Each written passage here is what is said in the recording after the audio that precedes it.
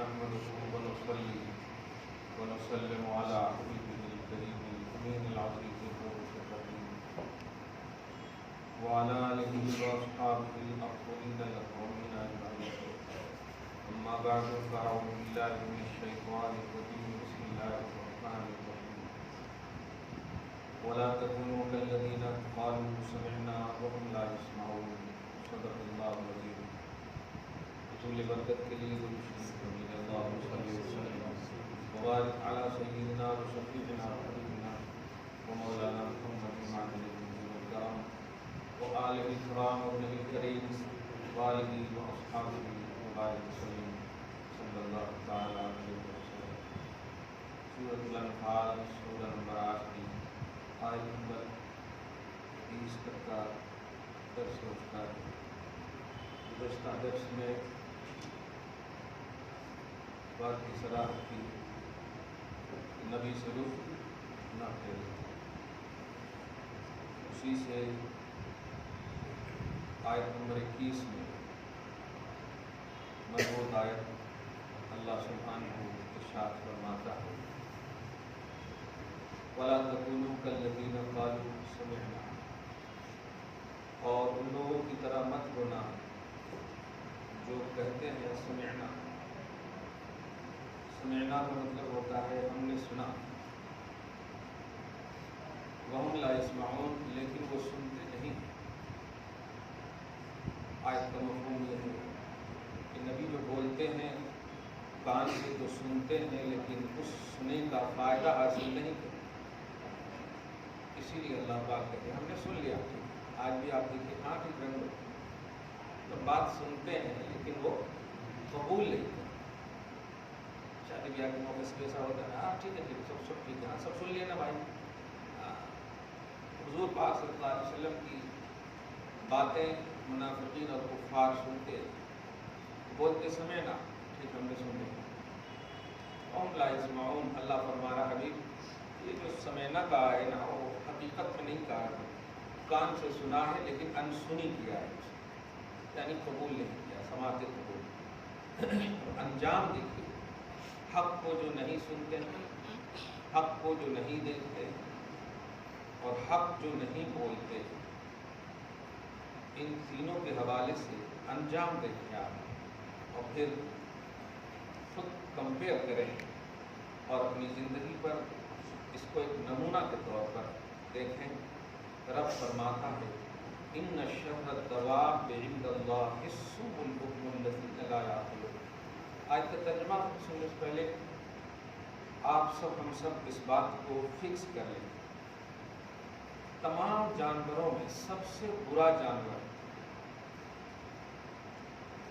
اللہ کا احسان ہے کہ حیدرآباد میں اس کو بد جانور ہی بولتے ہیں. سب سے برا جانور یہ اردو کہا میں نے لیکن عام زبان میں بھی یہاں بد جانور ہی بولتے ہیں. سور کو بد جانور ہی بولتے ہیں. ہم لوگ اگر گھر میں اس کا نام لے لیں تو امی کے تھپڑ لگ جاتے تھے اور بولتے تھے 40 دن تک تمہاری زبان نہ پاک رہی. ایک محاورہ تھا اگر نام لے. لیکن یہاں بڑا اچھا جملہ بولا جاتا ہے. ظاہر ہے ارباب ادب کا شہر ہے الحمدللہ. یہاں سے بڑے بڑے اردو داں پیدا ہوئے ہیں بلکہ لکھنؤ کی جو اردو کی شان و شوکت ہے وہ ادھر دکن ہی سے گئی ہے. اگر تاریخ کو آپ مطالعہ کریں گے تو ادھر ہی سے گئی. میر کبیر یہ سب جتنی بھی آپ دیکھیں گے دکنی شعراء کئی. تو بد جانور آپ سمجھ گئے ہوں گے. بد جانور کس کو بولتے ہیں. ہاں آپ بس اللہ پیدا کہہ سکتے اور زیادہ بھی نہ کچھ سوچنا. لیکن جو لوگ نبی کی بولی کو سنیں اور انسنی نبی کی بولی کو یعنی حق کو دکھایا جائے اور دیکھیں لیکن وہ قبول نہ کریں اور حق بولا جائے سمجھیں مگر دل نہ مانے تو اللہ پاک فرما رہا ہے وہ انسان کی شکل میں تو ہے لیکن ان شر الدواب عند اللہ. اللہ کے نزدیک تمام جانوروں میں جو بدترین جانور ہے الصم البکم الذین لا یعقلون. وہ ہیں جو گونگے ہیں، بہرے ہیں اور عقل نہیں رکھتے۔ صم بکم عمی کی تفسیر تو ایک دم عام ہو گئی ہے نا۔ یہ اس وقت نازل ہوئی جب نبی صلی اللہ علیہ وسلم بات کہتے، لوگ سن کر کے انسنی کر دیتے، انکر توجہ نہ دیتے۔ گونگے ہیں، بہرے ہیں، کن کو کہا اللہ پاک نے؟ ان لوگوں کو کہا جن کے پاس کان بھی ہے، آنکھ بھی ہے، عقل بھی ہے، لیکن ان کو کہا یہ گونگے ہیں، یہ بہرے ہیں، یہ کانے ہیں۔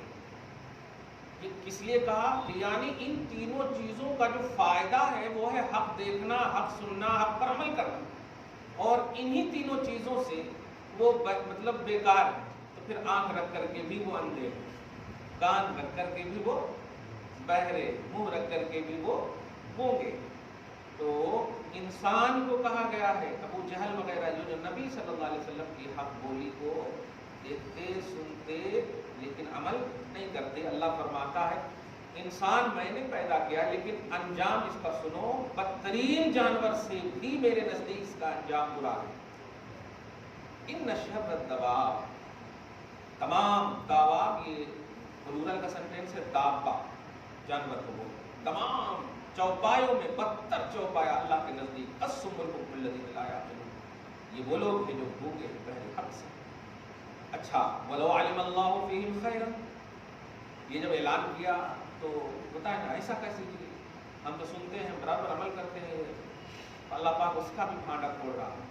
اگر اللہ ان کے اندر کوئی بھلائی دیکھتا لاسمعہم، تو سب کو بتاتا، سب کو سناتا کہ نہیں یہ بھلے ہیں۔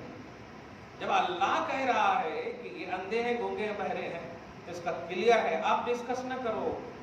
یہ آیت نازل ہونے کے بعد بھی لوگ ڈسکس کر رہے ہیں کہ نہیں نہیں ایسا کیسے ہو سکتا ہے، کہ وہ جب دیکھ رہے ہیں محمد کے پیچھے پیچھے کچھ لوگ بہت زیادہ چاپلوسی کرتے، اس لیے حضرت علی نے ایک موقع سے رضی اللہ تعالیٰ عنہ وکرم اللہ وجہہ الکریم ایک موقع سے فرمایا، جس انسان سے سب پیار کرے وہ سب سے خراب انسان ہے۔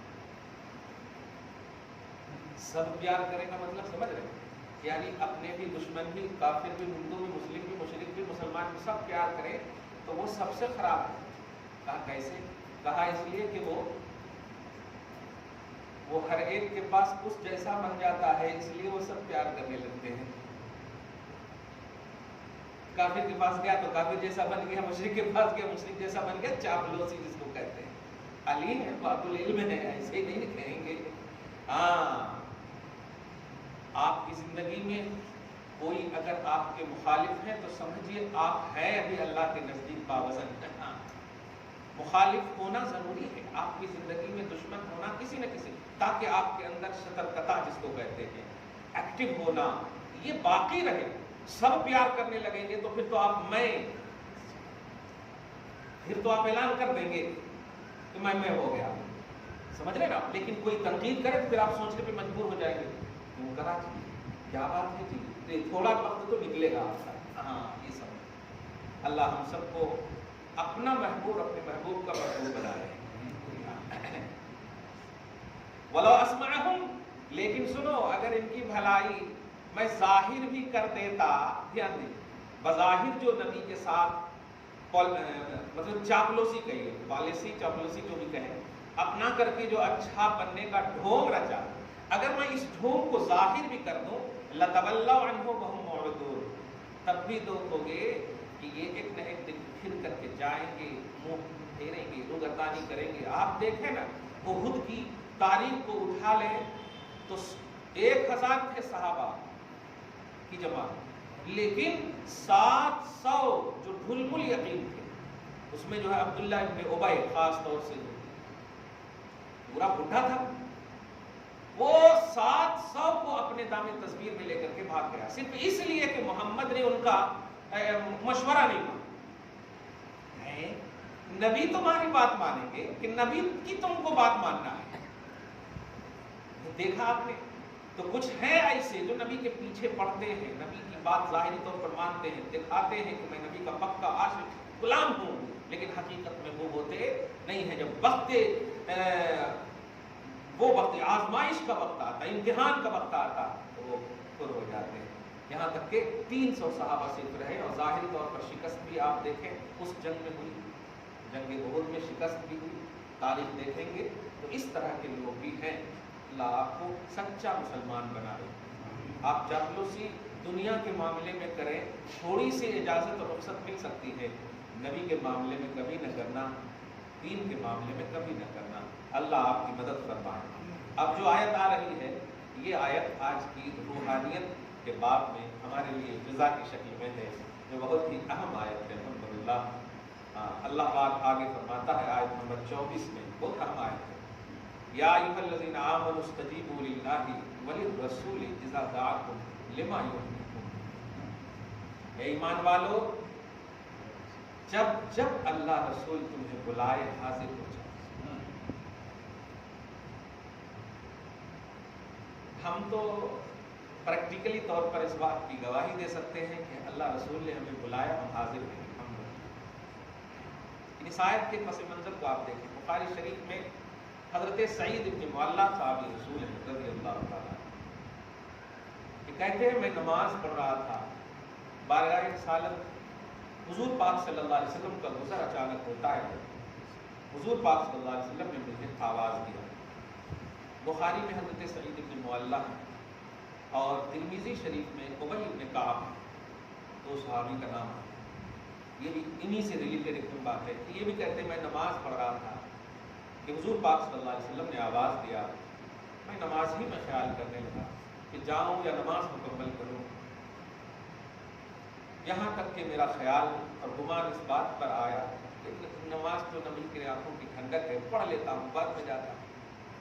تو نماز جلدی جلدی مکمل کیا اور مکمل کرنے کے بعد بارگاہ رسالت میں حاضر ہوا، عرض گزار ہوا یا رسول اللہ السلام علیکم یا نبی اللہ، آپ نے بلایا۔ اس سے پہلے کہ آپ صلی اللہ علیہ وسلم کچھ فرماتے، آپ نے ڈانٹتے ہوئے ایک جملہ ارشاد فرمایا، ما منعک ان تجیبنی اذ دعوتک یا کعب، یا ابی، اے ابی کس چیز نے تمہیں روکا تھا جس وقت میں نے بلایا تھا، جس وقت میں نے بلایا تھا، اس لفظ پہ بہت اس دعوت، جب میں نے تمہیں بلایا امیڈیٹلی تم آئے کیوں نہیں، کس چیز نے روکا تھا؟ اچھا کیا نبی نہیں دیکھے ہیں کہ کس چیز نے روکا ہے؟ ظاہر ہے نماز پڑھنے کا اپن دیکھتے ہیں، کوئی نماز پڑھ رہا ہو تو نماز پڑھنے کے روکتے کیا آرام سے، نبی نے دیکھا بھی نہیں، اچھا جانتے بھی ہیں کہ افضل العبادات ہے نماز، افضل العبادات ہے، خوش ہونا چاہیے صحابی نماز پڑھ رہے ہیں۔ اچھا صحابی اسی خوش فہمی میں ظاہری طور پر ہیں، اور امت کو بتانا مقصود ہے، اسٹیٹس آف پیغمبر بتانا مقصود ہے، لیول بتانا مقصود ہے۔ حضور پاک صلی اللہ علیہ وسلم نے جب یہ جملہ کہا تو کہہ پڑے، نماز میں تھا یا رسول اللہ، سوچے کہ نبی تعریف کریں گے اور عذر قبول کریں گے۔ حضور پاک صلی اللہ علیہ وسلم نے یہی آیت کریمہ نازل فرمائی، الم تسمع، تلاوت فرمائی، الم تسمع ما قال اللہ، کیا تم نے نہیں سنا کہ اللہ نے کیا فرمایا؟ اللہ نے فرمایا اے ایمان والو، جب اللہ رسول بلائے حاضر ہو جاؤ، جب بلائے حاضر ہو جاؤ، یہ نہیں فرمایا کہ تم اپنے کام میں ہو تو نہیں آنا، جب بلائے حاضر ہو جاؤ۔ اب اس جب، اچھا یہ آیت پڑھے بھی تو ہوں گے، کئی بار پڑھے ہوں گے صحابہ، خاص طور سے وہ مفسر ہیں صحابی رسول بھائی، پڑھے بھی ہوں گے نا، لیکن امت کو دیکھیے کیا بتانا مقصود ہے۔ کبھی کبھی ذہن سے غفلت کا پردہ ڈالنے کا راز یہ ہوتا ہے، راز یہ ہوتا ہے کہ امت کو بتایا جائے لیول۔ فرمایا کیا تم نے نہیں سنا کہ جب اللہ رسول بلائے حاضر ہو جاؤ؟ تو صحابی رسول کو کہنا چاہیے یا رسول اللہ نماز پڑھ رہا تھا تو غلط کام تو نہیں کر رہا تھا، آپ غصہ کیوں رہے ہیں؟ آج ایسے یہی سب یہی تو بول رہا ہے، بھائی تو حضرت غصہ آ رہا ہے، نماز پڑھ رہا تھا، نیکی تو کر رہا تھا۔ آج بولتے ہیں، ایکسپلین کرتے ہیں کچھ لوگ، ارے نماز پڑھ رہے تھے، یہ کر رہے تھے، وہ کر رہے تھے، اس طرح سے وہ کرنا چاہیے، لیکن جملہ سنیے اور رش کیجیے اور عش کیجیے اور خوش ہوئیے کہ ایسا عظیم الشان نبی اللہ پاک نے آپ کو عطا فرمایا ہے، جو اتھرائز ہے قرآن سے، الحمدللہ رب العالمین۔ نبی علیہ الصلوۃ والسلام کا چہیتا صحابی عرض کرتا ہے، لن اعود انشاءاللہ، سرکار آئندہ ایسی غلطی نہیں کروں گا، جس حال میں آپ بلائیں گے حاضر ہو جاؤں گا۔ اس جملے پہ قربان جائے لن اعود انشاءاللہ، آئندہ ایسی غلطی نہیں کروں گا۔ بتائیے نماز پڑھنا غلطی ہے؟ ہاں، رسول کو ترجیح نہ دے کر نماز پڑھنا یقیناً غلطی ہے۔ نبی کو ترجیح دینا، اولیت دینا، اقدمیت دینا، اعلویت دینا، تمام چیزوں پر یہ ایمان ہے۔ اس کے دائرے میں اگر کرو گے تو پھر ٹھیک ہے۔ یہی وجہ ہے حضرت بلال کا وہ مشہور واقعہ، یہ روٹی بنا رہے تھے نا، نبی علیہ الصلوۃ والسلام کا فرشتہ آیا کہ نبی بلا رہے ہیں، وہ ہاتھ میں وہ جو ہوتی نا روٹی، کیا بولتے ہو، گول گول، ہاں پیڑا، چلیے وہ ایک ہاتھ میں تھا اور ایک توا پر تھی، روٹی پک رہی تھی، ایسا بیلنے والے تھے۔ جیسے ہی ہوا وہ ہاتھ کا پیڑا ہاتھ میں لے کر گئے اور توا کی روٹی توا پر رکھ کے چلے گئے، اسی حال میں چلے گئے۔ حضرت بلال جو ہے کچھ کام کہا رسول پاک صلی اللہ علیہ وسلم نے، یہاں تک کہ تقریباً 20 سے 30 منٹ دور رہے وہاں پکانے کی جگہ سے، اور بارگاہ رسالت میں حاضر ہوئے کام کرنے کے بعد۔ اس کے بعد نبی صلی اللہ علیہ وسلم مسکراتے ہوئے کہتے ہیں جاؤ، اللہ تمہارا کام کر دیا۔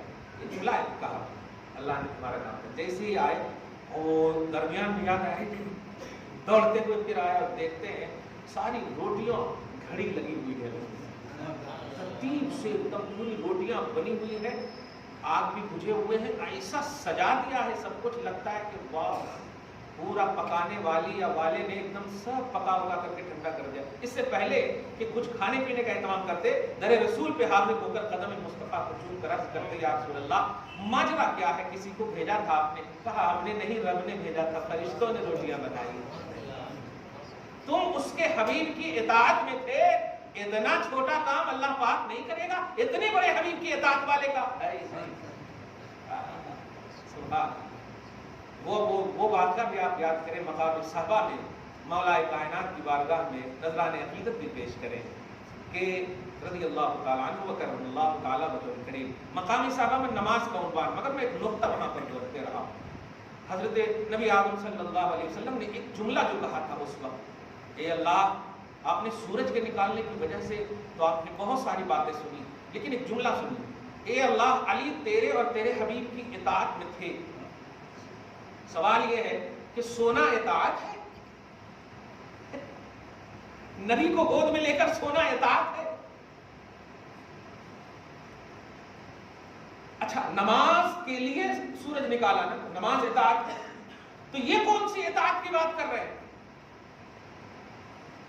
علی تیرے اور تیرے حبیب کی اطاعت میں تھے، کون سی اطاعت ہے؟ نبی صلی اللہ علیہ وسلم کے لیے آل ان آل پوزیٹو ہونا، کسی بھی طرح سے آپ کو ایذا تکلیف کا احساس نہ دلانا، یہ ہے اطاعت۔ ان الذین یؤذون اللہ ورسولہ، اللہ رسول کو ایذا نہ دو ورنہ دردناک عذاب۔ تو اللہ پاک کی اطاعت یہ ہے کہ اللہ کی مانے، اور اللہ نے کہہ دیا رسول کو ایذا نہیں ہونی چاہیے۔ تو اگر میں ذرا سی بھی ہلتا تو نبی صلی اللہ علیہ وسلم ظاہری طور پر بیدار ہو جاتے، تکلیف ہوتی۔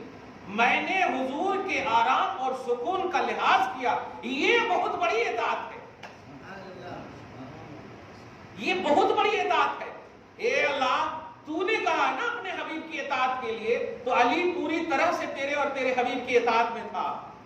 اب علی جو نماز کے لیے رویا ہے، اب میری گزارش ہے کہ نماز کے لیے سورج نکال دیں۔ یہ ہوتا ہے، آپ جب اللہ رسول کے لیے کرو گے تو اللہ پھر آپ کے لیے کرے گا، رسول پھر آپ کے لیے کروائیں گے۔ آپ وہ کیجیے جو آپ کے سینس اور تھنکنگ کے خلاف ہو، اللہ رسول جو کہہ رہا ہے بس آپ وہ کیجیے، سمجھ میں آئے گا نا۔ اطاعت کے لفظ پر غور کیجیے، تیرے اور تیرے حبیب کی اطاعت میں تھا علی۔ سو گیا تھا یا میری وجہ سے، ہوتا ہے کمپرمائز کا جملہ، سو گیا تھا میری وجہ سے، نہیں، اطاعت میں تھا علی۔ نبی کے لیے سکون کا احساس کرنا بھی اطاعت خدا ہے۔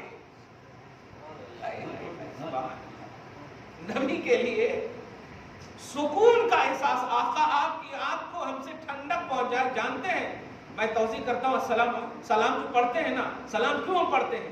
گویا ہم یہ بتانا چاہتے ہیں آپ کو ہم کیوں سلام کرتے ہیں، کیونکہ آپ اور ہم ایک دوست ہیں، ایمانی اسلامی بھائی ہیں، ہے نا. اگر آپ دشمن ہو یا میں دشمن ہو، آپ دونوں میں سے کسی کو معلوم ہو جائے، آپ سلام کلام کرو گے؟ دشمن سے سلام کلام نہیں کیا جاتا ہے. سلام کلام کس سے بند کرتے آپ؟ جو آپ کے دشمن ہو. نبی کو سلام کر کے گویا ذہن دینا چاہتے ہیں، آقا ہم دشمن نہیں، آپ کے اپنے ہیں، اپنے ہیں ہم. آپ سے نہ ہم کو خطرہ ہے، نہ ہم سے آپ کو کوئی خطرہ، آپ کے ناموس پر کوئی خطرہ ہم نہیں آنے دیں گے. السلام علیکم یا رسول اللہ. یہ ہے اصل. تو یہ احساس میں اگر سلام پڑھ رہے ہیں آپ کہ نبی کے سکون کا آپ کو احساس ہے، پازیٹیوٹی کا احساس ہے، تو پھر دیکھیے سورج منو ملینوں دور کیوں نہ ہو، اللہ پاک آپ کے قدم میں لا دے گا، آپ کے قدم میں لا دے گا. لوگ چاند پہ جانے کو ترقی سمجھ رہے ہیں، وہاں علی کے قدم میں لا دیا رسول پاک نے، یہ ہے ترقی. سوریہ نمسکار کرنے والی قوم کو بول دو، جس کو تم کر رہے ہو نا وہ خود علی کے پاس ہے، وہ خود علی کے پاس ہے. سمجھ رہے ہیں نا؟ یہ ہے امت محمدیہ کا احساس، مصطفیٰ کے خصوصی غلام کا کی سرفرازی. اللہ پاک ہم سب کو ان کا صدقہ نصیب فرمائے. اے ایمان والو، جب اللہ رسول بلائے حاضر ہو جاؤ. اب نتیجہ سنیے، لما یحییکم، اس لیے کہ در رسول پہ حاضر ہوگے تو حیات ملے گی. لما یحییکم، سبب یہ ہے کہ وہ تمہیں حیات بخشیں گے، یا تمہاری حاضری تمہارے کو حیات بخشے گی. دکھا دے یا الہی وہ مدینہ کیسی بستی ہے جہاں پر رات دن مولا تیری رحمت برستی ہے.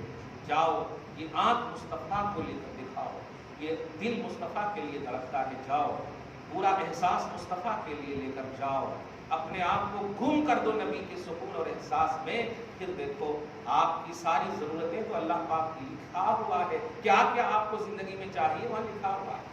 آپ گنتے گنتے بھول جاؤ گے، لیکن جس نے لکھا ہے وہ نہیں بھولے گا. لیکن آپ جو کرنا ہے وہ کیجیے. نبی کو راضی کیجیے، نبی کو خوش کیجیے. نبی یہاں پر کمال یہ ہے کہ آپ عربی سینٹینس پہ غور کریں. بات یہ کہ اللہ رسول بلائے، ہے نا، تو عربی کا گرامر کہتا ہے کہ ورب میں دو سینٹینس کا پہلو آنا چاہیے. دونوں بلائے، ہے نا، ایسا ہونا چاہیے نا، اللہ اور رسول دونوں بلائے. تو عربی بنتی اذا دعا، دعا پانچ ورب کا سیوا ہے، اونلی ایک کا ہے، اور دعوا سیکنڈ تسنیہ جس کو بولتے ہیں، یہ ہونا چاہیے. لیکن قرآن میں ہے اذا دعاکم، سنگولر سینٹینس ہے. ہاں، تو آپ ذرا غور کیجئے، وہی مفہوم ہے. بھائی میں مخلوق کو نہیں، مخلوق کی ضرورت کو پوری کرنے کے لیے تو میں نے نبی کو چنا ہے. نبیوں کے پاس تمہاری ضرورتیں پوری ہوں گی. میں نے تو اپنا ذکر تعظیماً کیا ہے کہ نبی ہی بلائیں گے، نبی ہی بلائیں گے، اور نبی کا بلانا میرا بلانا.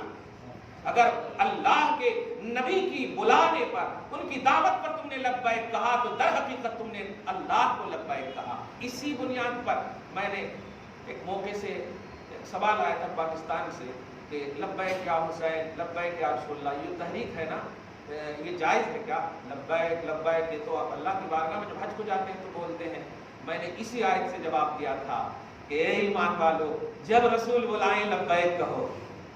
صحابہ کا عقیدہ، آقا آئندہ غلطی نہیں ہوگی جب بلائیں گے لبیک یا رسول اللہ وسعدیک یا رسول اللہ. یہ ہے اسی آیت کریمہ سے لبیک یا رسول اللہ کہنا. اور جب یا رسول اللہ کہنا لبیک جائز ہے تو لبیک یا حسین کہنا بھی جائز ہے.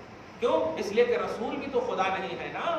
تو ایک ریسپیکٹڈ نبی کی شکل میں لبیک ان کو کہا جانا جائز ہے، تو ولی کی شکل میں بھی حسین کو کہا جانا جائز ہے. لبیک یا حسین یہ بھی جائز ہے. اے ایمان والو، جب تمہیں اللہ رسول بلائے، جب تمہیں رسول، آپ ترجمہ کیجئے، تمہیں رسول بلائے تو حاضر ہو جاؤ. تمہیں حیات ملے گی. کیا بات ہے، تمہیں حیات افزائی کا نسخہ ملے گا. تم اسی لیے صحابہ کرام کو کہتے بھی تھے گھر والے کہ چلو ڈاکٹر کے پاس لے جاتے ہیں. ارے کہاں لے جاتے جی؟ حکیم مطلق نے جسے حکیم بنایا ہے امت کا، ان کی بارگاہ میں لے کر کے جاؤ. اور ہوتا بھی ایسا تھا، جہاں سارے سب طبیبوں نے دے دیا ہے جواب، سارے ڈاکٹروں نے جہاں جواب دے دیا وہاں جا کر کے کام ہو رہا ہے. گرا ہوا آنکھ کا ٹھیلا رکھ دے رہے ہیں، دوسری اصلی صحیح آنکھ سے زیادہ دکھ رہی ہے.